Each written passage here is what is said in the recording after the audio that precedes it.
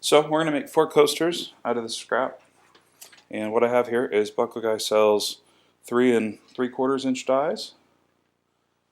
And you'll have to excuse, this bench is not screwed down to anything. The press is screwed to the bench, but the bench is in front of a heater, so we can't really get screws into it. So if you see movement, it's not the press's fault, it's my fault.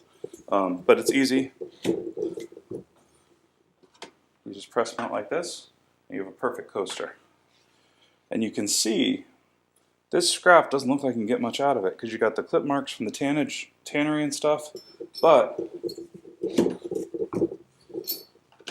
what would be something you'd kind of write off as, oh, I'll make a, maybe a couple of keychains or something like that, you can turn into a full set of coasters. So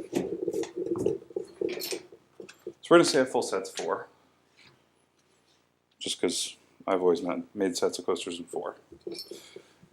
And you have the opportunity, if you want, to make a stamp. You can make a stamp, you can die them, you can do whatever you want. But here's our base set of 4 coasters.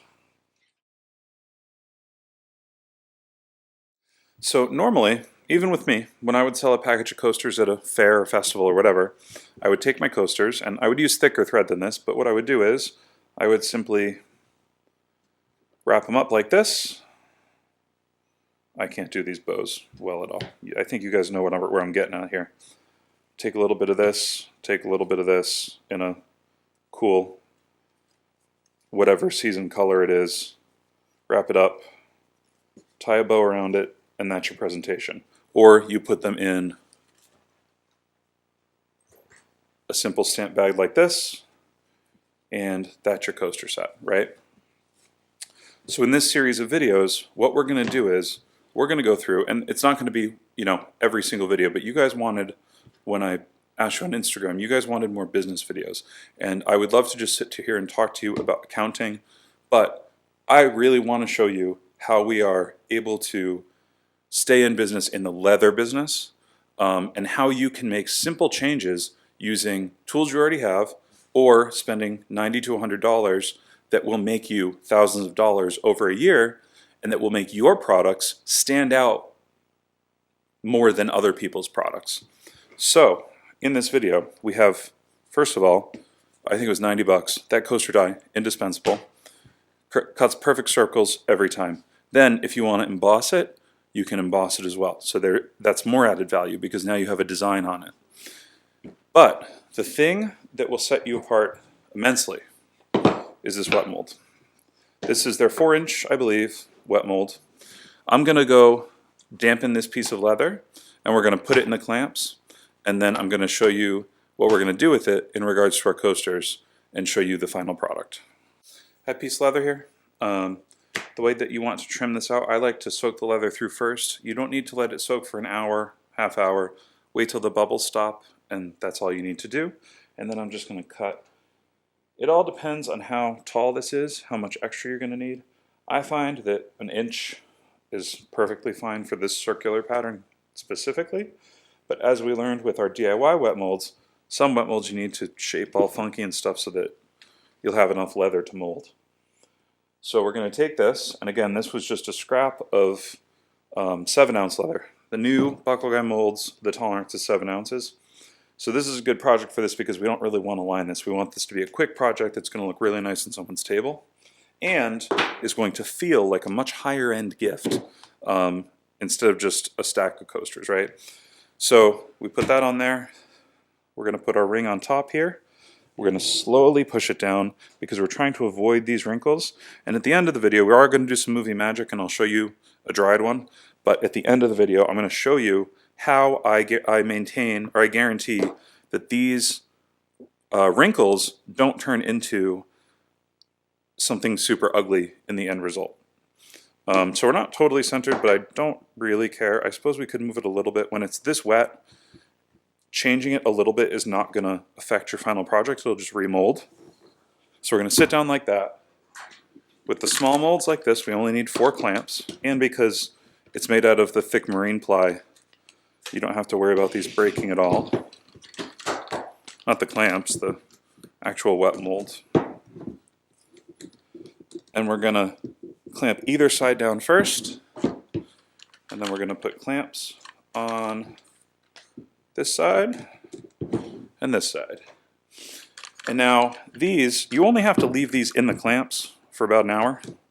So if you're trying to batch these out, put it in for an hour, take it out, put another one in. So you have two choices with these. You can cut them flat, or you can leave a little lip on them. I like to leave a little lip because I think it looks a little fancier. I'm going to use a set of my dividers, and I'm going to decide how thick I want my lip, roughly, from the edge. And I'm just going to eyeball it. I don't have a measurement for you, and I don't have a ruler to give you a measurement, but I would say that's about 1/4 inch-ish. And what I'm going to do is, I'm just going to make a line like this.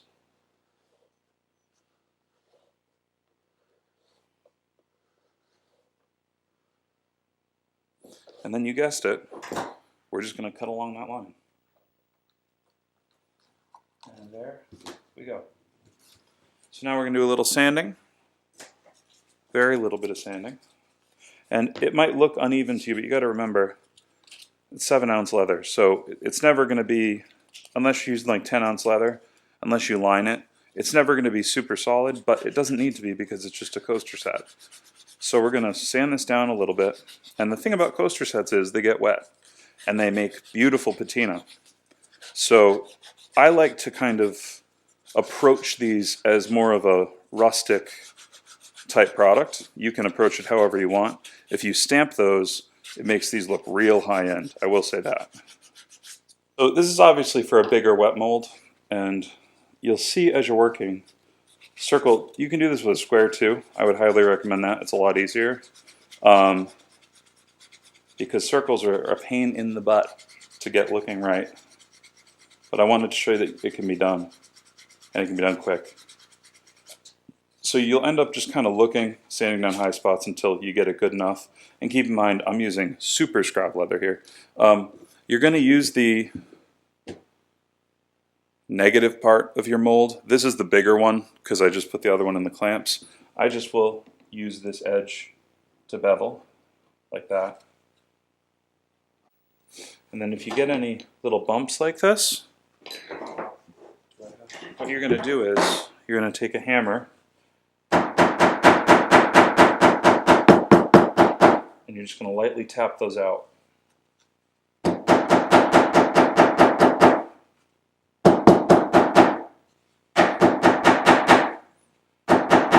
Once leather's been wet and then dry again, it's a lot more pliable in weird ways. So you can see we're totally flattening this. Now we're just going to burnish these edges. And as you can see, this was a very hairy, soft part of the hide. When you're going through your heavy scrap, you want to look at the tightness of the grain depending on where it was in the animal. And you want to pick what parts you want to wet mold and what parts you want to make your coasters. Obviously, you want your coasters to be made out of tight grain material. It's okay to go a little looser on your wet molds, but you don't want to go with something like this that's very hairy and is not going to keep its shape. This would be okay, but I wouldn't sell something like this, and I'm being honest with you. The one in the clamps, I would sell. I just threw this in the clamps because I knew we were filming tomorrow, or I threw this in the clamps yesterday because I knew we were filming today, and this is just an example of how you are going to upscale your coaster sets. The tip to getting flat edges, if you're going to have a lip, remember you can cut these flat as well, is about an hour in. Keep in mind it's been 20 minutes, but making a video is making a video. We're going to pull this apart and we're going to look to see how our edges are molding. Now you can see, because I used a more tight-grained leather, I don't have the bumps that I have in this one. So we don't have to do anything here. But if we did have some bumps, what we would do is simply take our hammer, polish side, and just tap out these bumps. Just like that. This is actually going to be a really nice one. And then we would rotate to make sure that our mold was not sitting in the same place. And then once we put our clamps on, that will flatten out those molds for good. So thank you guys so much for watching. If you're looking to order a circular die from anywhere else, it is a 3 3/4 inch circular die. I know dies can be different sizes, they can fit in different presses. That's what you want to fit in the buckle guy circular wet mold. But the links to these specific products will be in the description down below. And that's about it. Thank you guys so much for watching. We have a bunch of good stuff coming up, and we'll see you in the next one.